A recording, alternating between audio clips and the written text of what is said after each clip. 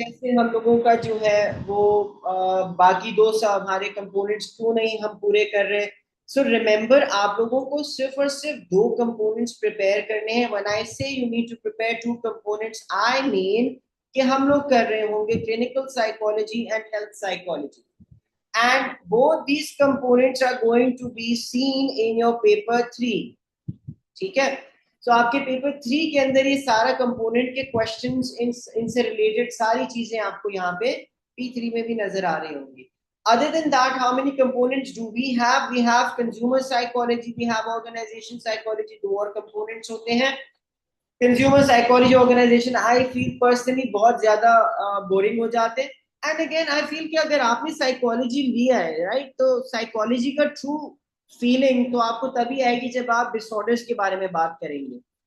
अगर मैं साइकोलॉजी पढ़ रहा हूँ, मैं उसमें भी इकोनॉमिक्स और बिजनेस स्टडीज की बातें कर रहा हूँ, तो आई बिलीव कि वो बड़ा ही ड्राई साइकोलॉजी हो जाता है। साइकोलॉजी लेने का मेन मकसद हमारे सारे बच्चों के लिए मेजोरिटी ये होता है कि I want to feel like a person who is um, I want to feel like a person who's who understands psychology, who understands clinical diagnosis, who understands what is depression, who understands what is schizophrenia, who understands mood disorder क्या होते हैं, who understands kleptomania, who understands pyromania। लोग आग क्यों लगा देते हैं, आग लगाना भी एक बीमारी है, राइट।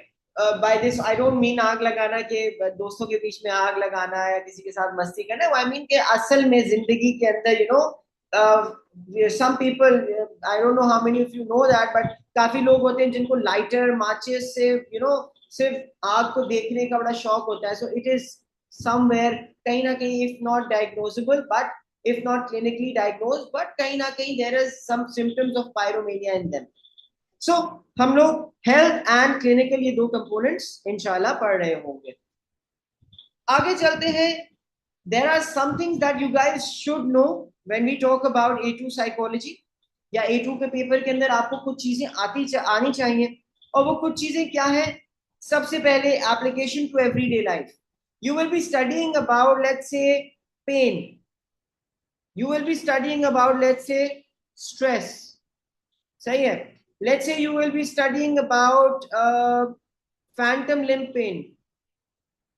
तो इन सब चीजों की एप्लीकेशन टू रियल लाइफ क्या है, क्या जगहों के ऊपर मैं इन चीजों को अप्लाई कर सकता हूं, किन जगहों के ऊपर मेरे पास I have a leverage to understand by the research. जो रिसर्च हुई है उस रिसर्च से कैसे मैं अंडरस्टैंडिंग निकालूं कि इसके जो रिजल्ट्स हैं वो कहाँ पे मुझे in the real life help कर रहे होंगे।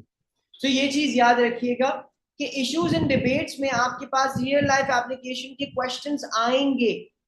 आपको पता होना चाहिए कि अगर मैं एक स्टडी पढ़ रहा हूँ, उसके रिजल्ट्स आ गए, उसके रिजल्ट्स को मैं एक्चुअली कहाँ अप्लाई कर सकता हूँ। सो फॉर एग्जाम्पल अगर हम एक जनरल आइडिया लें कि क्या पता होना चाहिए, तो आपको ये पता होना चाहिए कि स्किज़ोफ्रेनिक्स को डील करने के लिए, ट्रीट करने के लिए जो चीजें इस्तेमाल की जाती हैं, उनसे हम उन चीजों को कहाँ इस्तेमाल कर सकते हैं। That is real life settings में साइकियाट्रिक वार्ड्स में इस्तेमाल किया जा सकता है। रियल लाइफ सेटिंग्स में हम लोग डॉक्टर्स को ये इंफॉर्मेशन दे सकते हैं। अगर हमने कोई स्टडी करी है जिसके अंदर हमें कुछ पता चल रहा है अबाउट स्किज़ोफ्रेनिक, तो हम वो इंफॉर्मेशन, वो रिजल्ट्स हमारे जो है वो हम एक साइकोलॉजिस्ट को प्रोवाइड कर सकते हैं। So these are your real life situations. तो आपको ये आना चाहिए।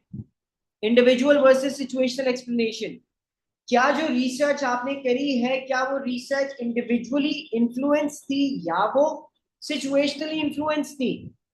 क्या सिचुएशन ऐसी थी हमारे पास कि जो हमारे पास रिजल्ट्स आए वो रिजल्ट्स आने ही थे, या इंडिविजुअल थी, राइट। कि इंडिविजुअली, जब हम इंडिविजुअल की बात करते हैं तो हमारा मेन मोटिव क्या होता है इंडिविजुअल के अंदर? Individual differences, right. सो ये इंडिविजुअल डिफरेंसेस का क्या मतलब है? That every person is different, right. और इस डिफरेंस की बेसिस के ऊपर जो हमारे रिजल्ट्स हैं वो डिफरेंट आए हैं। मे बी अगर हम इसको रेप्लिकेट करें तो शायद अलग तरीके से हमारे पास डिफरेंट रिजल्ट्स आ सकते हैं। देन नेचर वर्सेस नर्चर, आप लोग ये ऑलरेडी एएस में बहुत बहुत बहुत दफा कर चुके हो। The use of children in psychological research, we should also know this. So these are in general, अगर हम देखें, all the old material that you should know। ये आपको आना चाहिए। सो अगेन, पुराने नोट्स आपके पास हैं, पुरानी किताबें आपके पास हैं। You guys have been told what are the things that you should know, you can revise them on your own। एक और चीज, रिसर्च मेथडोलॉजीज।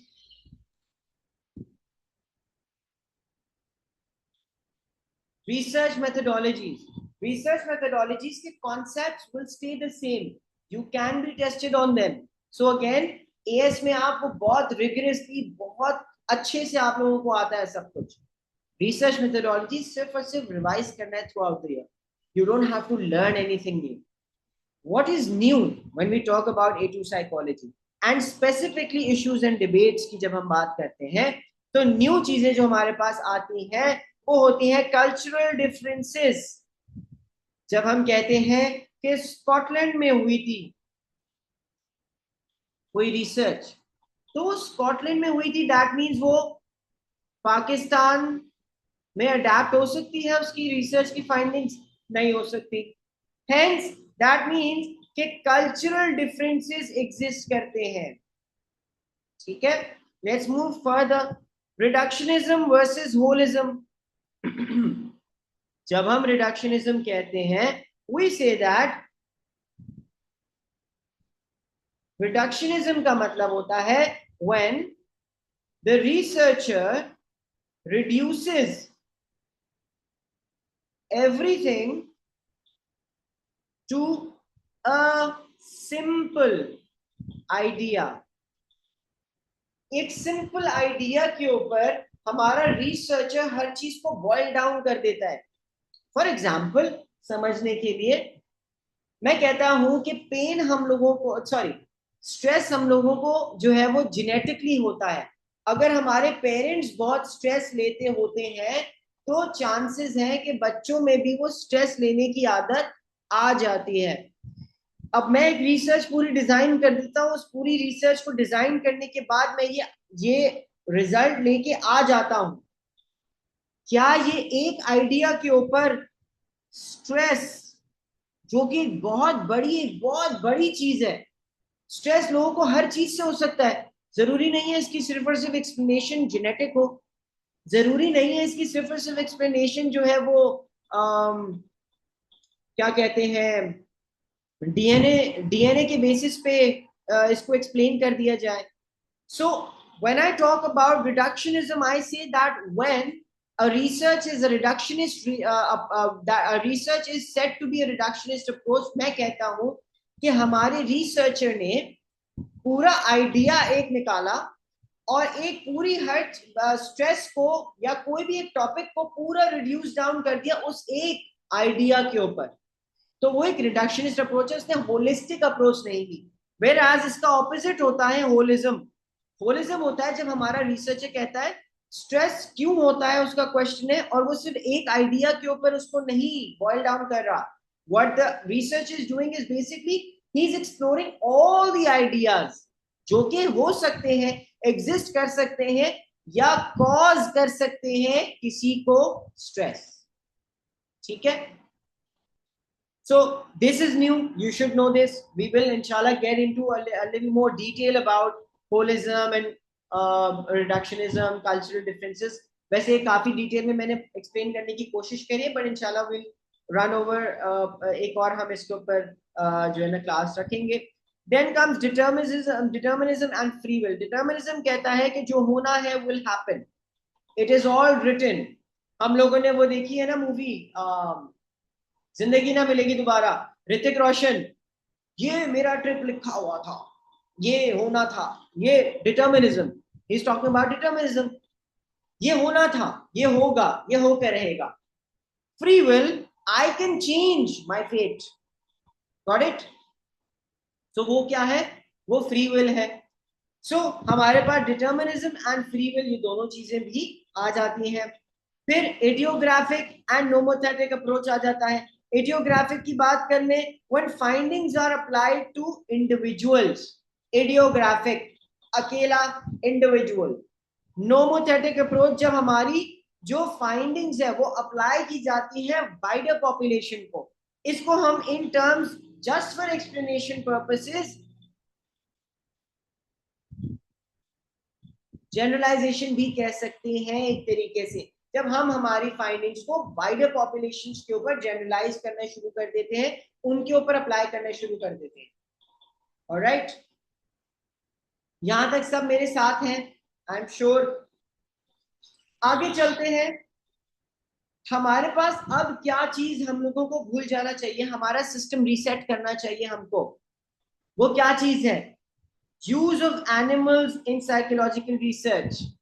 ये पहले ही बहुत फारिग चीज थी, फजूल में इन्होंने ऐड की हुई थी। इन्होंने अब हमें बोल दिया कि A2 में आपको इसकी नीड नहीं है, बिकॉज A2 के कोर्स में you won't be seeing any research that is been done on animals और एनीथिंग, आपको कोई भी ऐसी रिसर्च नहीं मिलेगी यहाँ पे। सो फॉरगेट जो हमारे एथिक्स रिलेटेड टू एनिमल्स थे, यूज ऑफ एनिमल के ऊपर जो हम लोगों ने बातें करी थी, वो सब भूल जाओ, ठीक है। What you should no, again मैंने बात कर दी है। P4 के हवाले से अब बात करते हैं कि P4 में आपको रिसर्च मेथोडोलॉजीज का एलिमेंट नजर आएगा। You will be seeing research methodologies somewhere in your P4 experiments. You should know what are repeat जो क्या बोलते हैं रैंडमाइज्ड कंट्रोल ट्रायल्स, ये क्या होते हैं, डिफरेंट टाइप्स ऑफ, जिसको हम लोग डिजाइन्स भी कहा करते थे, ठीक है। रैंडम कंट्रोल ट्रायल्स कि हम लोगों ने कितनी दफा ट्रायल करा, कैसे करा, क्यों किया। Questions on, you should know the use of postal questions, कि पोस्टल क्वेश्चंस कैसे पूछे जाते हैं। जैसे हमारे पास एक रिसर्च है जो कि कंडक्ट की गई थी ऑन मर्चेंट नेवीज। तो मर्चेंट नेवीज ऑब्वियसली बात है, आपको पता है कि वो सी के अंदर होते हैं, 6 महीने 1 साल वो सी के अंदर ही रहते हैं।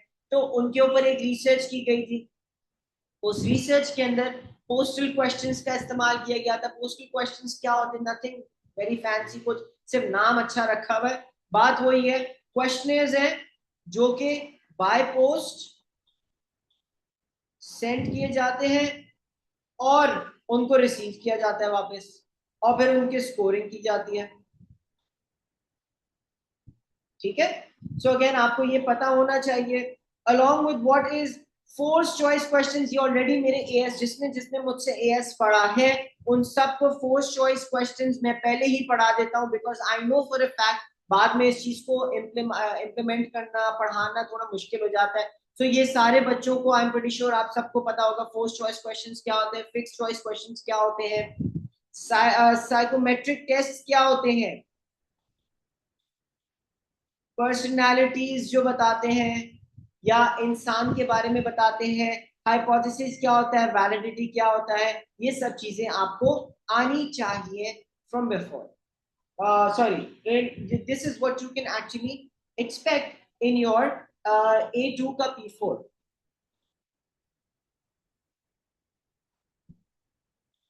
जब हम बात करते हैं असेसमेंट्स की, ठीक है, तो हमारा असेसमेंट के ऑब्जेक्टिव्स अगेन A2 साइकोलॉजी के अंदर भी वही 3 ऑब्जेक्टिव्स रहेंगे।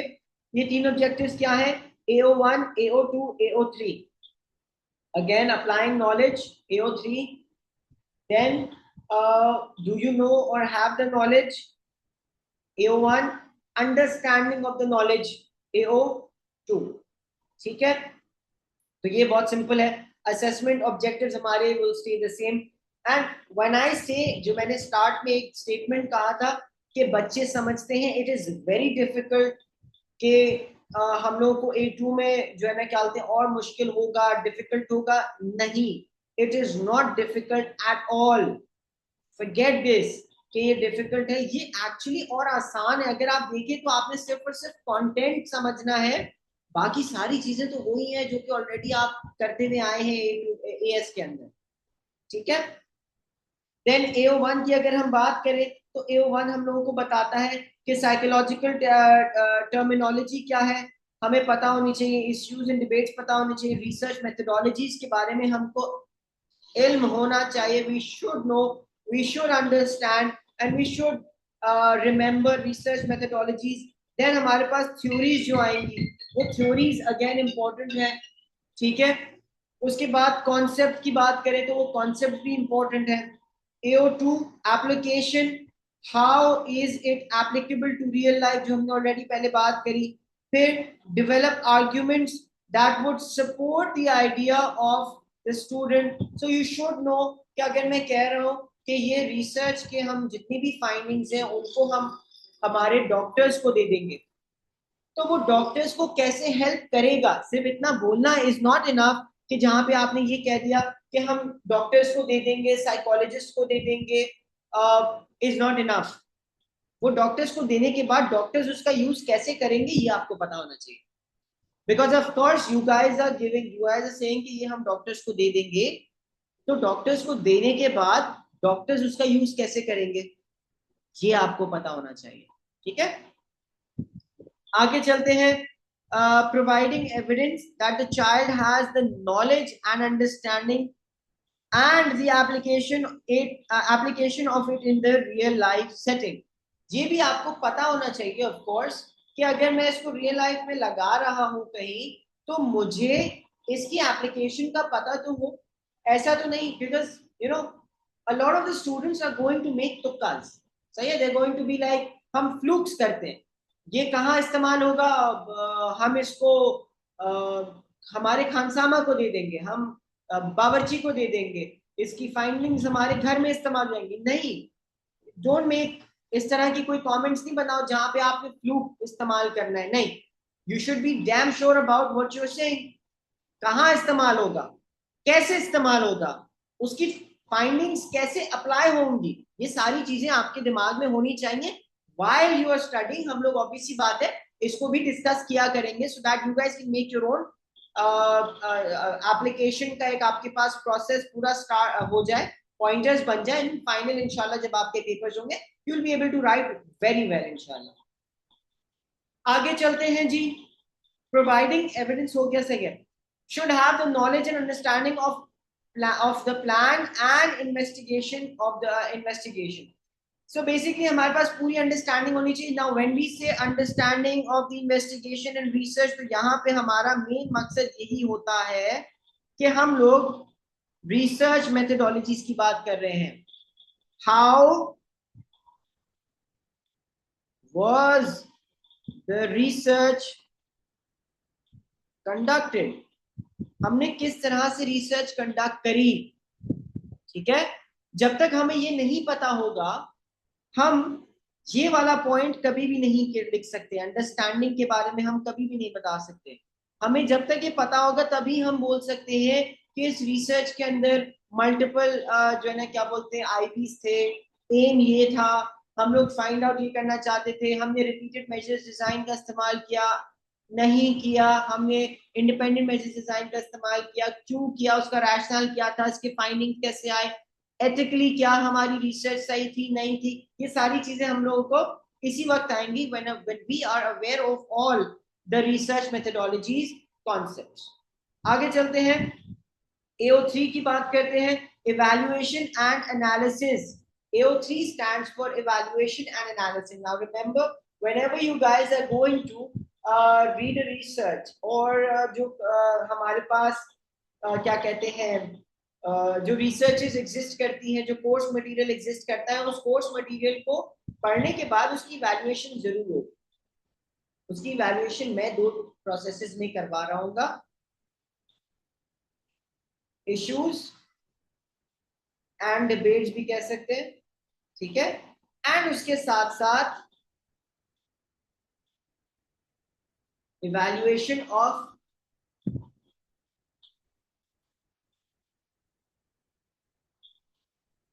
Evaluation of the research procedures. ये वाला जो रिसर्च प्रोसीजर्स वाला बात है ना, ये आप लोगों को बहुत हेल्प करेगा।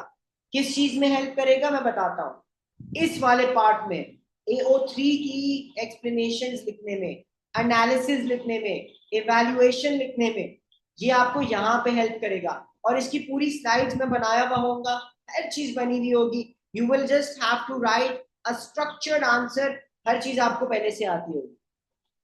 So you should be able to and capable of evaluating the psychological concepts जो इस्तेमाल हुए हैं, should be able to recognize the biases जो आपको obvious सी बात है, explain strengths and weaknesses. That's it. काफी बच्चे और काफी टीचर्स इसके अंदर बहुत इन डेप्थ चले जाते हैं, इतना इन डेप्थ चले जाते हैं जितनी नीड ही नहीं होती है। These are the three things that the examiner wants.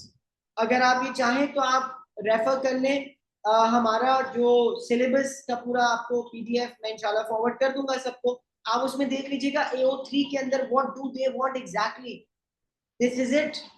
उन्होंने नहीं कहा कि आप अपनी मर्जी से एक नई रिसर्च, कंपैरेटिव एनालिसिस, नहीं नहीं नहीं, you don't need all of that.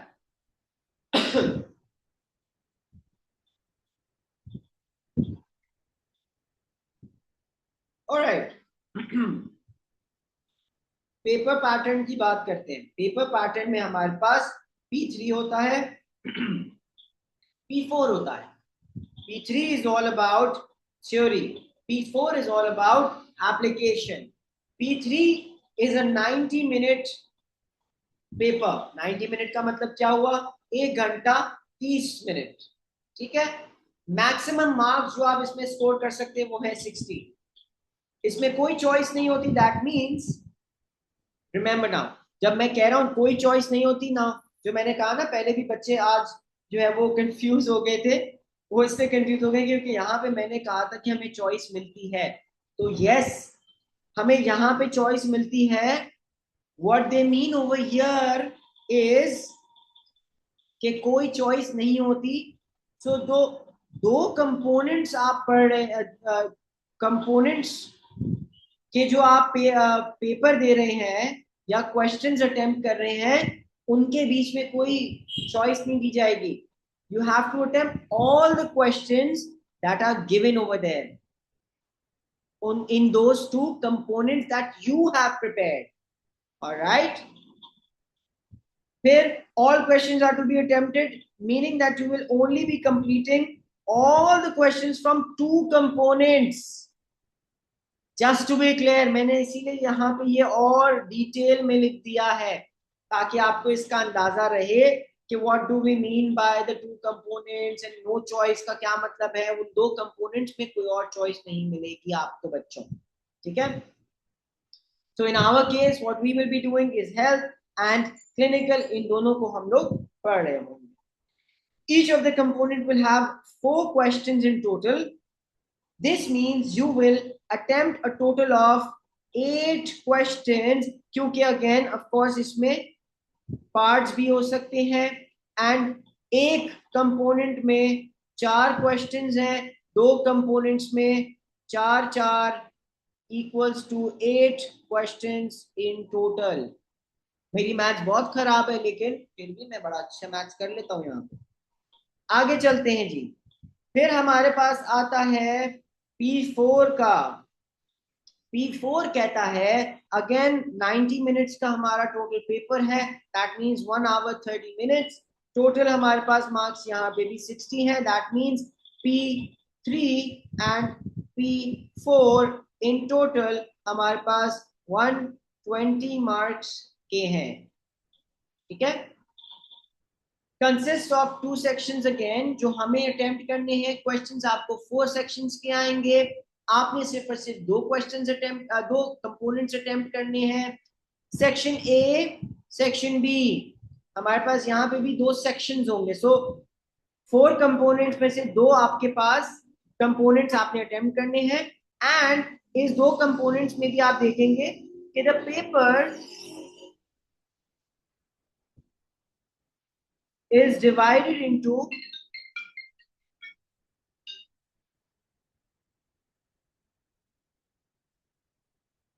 2 sections।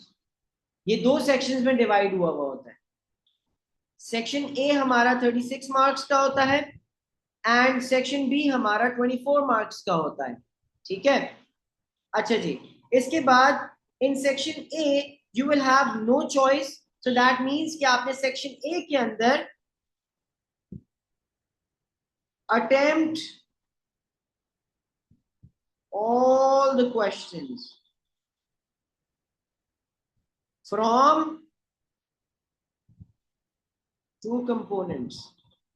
हमारे पास 2 कंपोनेंट्स में जितने भी सवाल आएंगे वो सब सवाल आपने अटेम्प्ट करने हैं, कोई चॉइस नहीं है, कुछ भी नहीं है.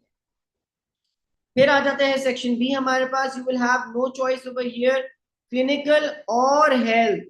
इनमें आपने जो है ना क्या बोलते हैं चॉइस होगा आपके पास, सॉरी, और इसके अंदर आपने सिलेक्ट करना है कि आप कौन सा वाला अटेम्प्ट करना चाहते हैं. सिलेबस की अगर हम बात करें तो हमारे पास क्लिनिकल साइकोलॉजी में 5 चैप्टर्स इन टोटल आते हैं. Schizophrenia, mood disorder, impulse control disorder, anxiety and obsessive compulsive disorder. These are the 5 chapters that you will be studying. Health के सिलेबस की अगर बात करें तो हमारे पास patient practitioner relationship, adherence to medical advice, pain, stress and health promotion. These are the 5 chapters that you will be doing. Each of them are going to have example studies. ये इतनी detailed नहीं होंगी जितनी आपने अपनी as के अंदर studies पढ़ी हैं, लेकिन इसके अंदर आपको एम बताया हुआ होगा, बैकग्राउंड के बारे में इतनी बात नहीं की गई होगी.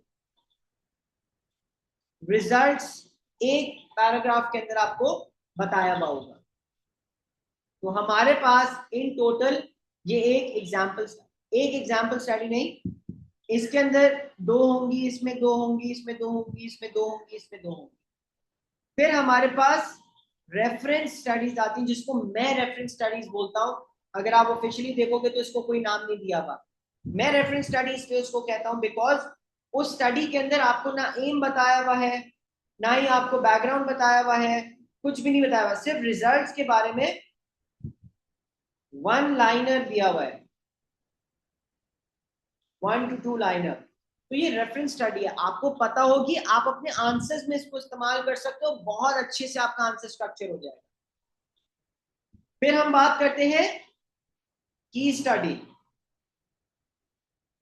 ये की स्टडी बहुत इन डेप्थ होती है. जिस तरह आपकी एएस में 12 स्टडीज थी, उस तरह ये एक स्टडी होगी जो कि हर चैप्टर में होगी. दैट मींस इन टोटल हमारे पास 5 की स्टडीज होंगी. ठीक है. Same goes for health. Reference studies होंगी, जिसको मैं रेफरेंस स्टडीज बोलता हूं. You will have example studies and along with that you will have की स्टडीज. ये 2 इंपॉर्टेंट है. इन दोनों के बारे में आपके पास सवाल आ सकते हैं. Reference studies on the other hand is just there so that you know कि क्या चल रहा है. That's it. रेफरेंस स्टडीज पे कोई सवाल नहीं बनते. Yep, that's about it. अब थोड़ा सा अगर मैं आपको दिखाना चाहूं हमारा कोर्स, अगर आप लोग कोर्स देखना चाहें तो हम थोड़ा सा कोर्स A2 का देख सकते हैं. छोटे से स्टार्ट करते हैं. Just a little introduction, nothing more nothing less.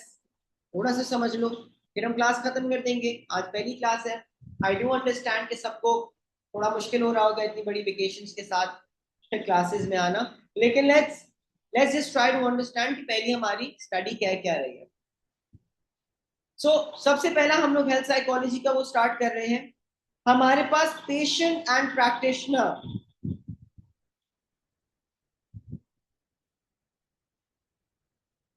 Relationship की या पेशेंट एंड प्रैक्टिशनर रिलेशनशिप की बात होगी.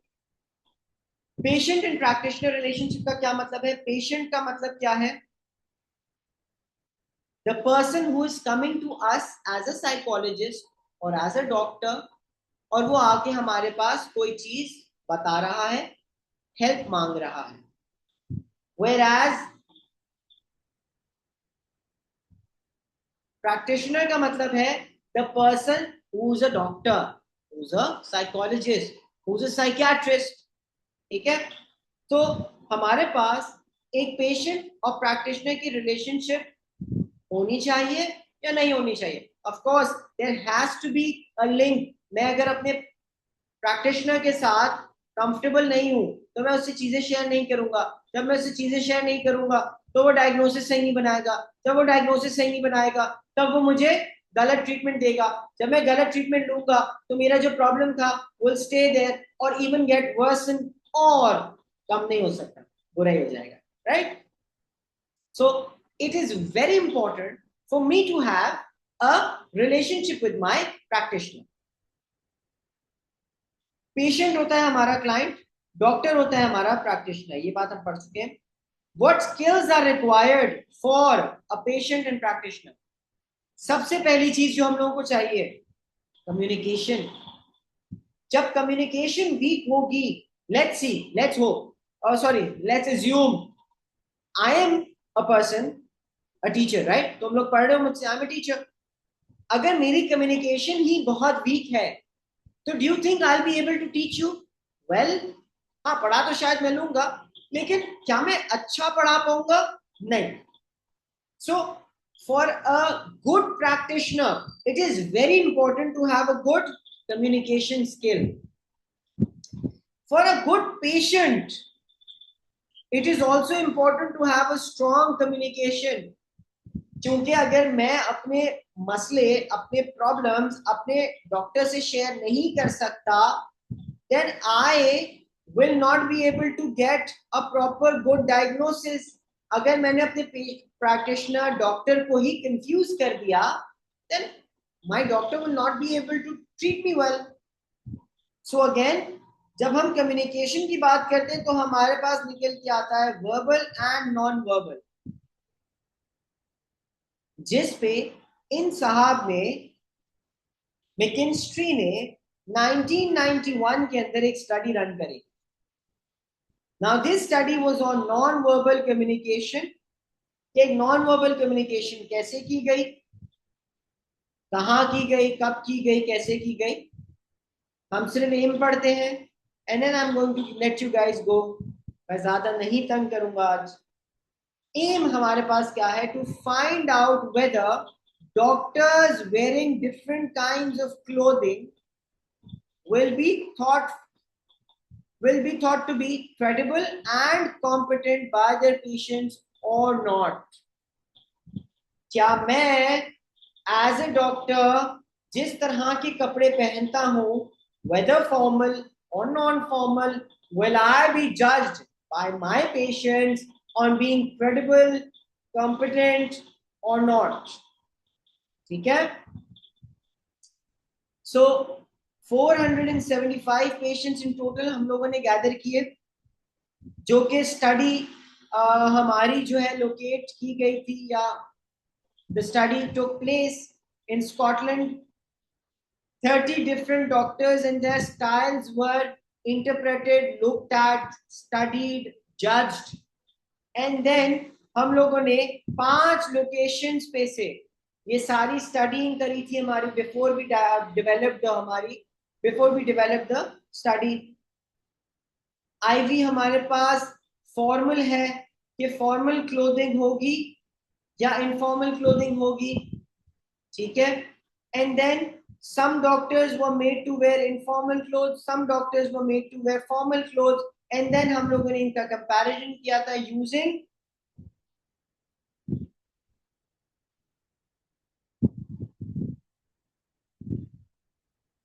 Patient testimonies.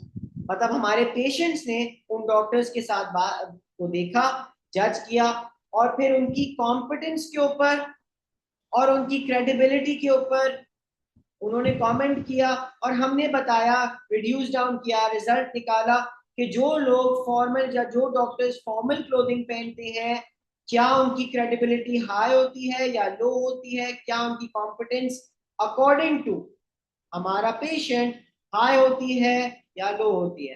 And those who wear informal, उनकी क्या जजमेंट आती है, क्या उनकी कॉम्पिटेंस के ऊपर कोई सवाल उठता है कि डू पीपल और patients feel that this person is not competent enough or vice versa.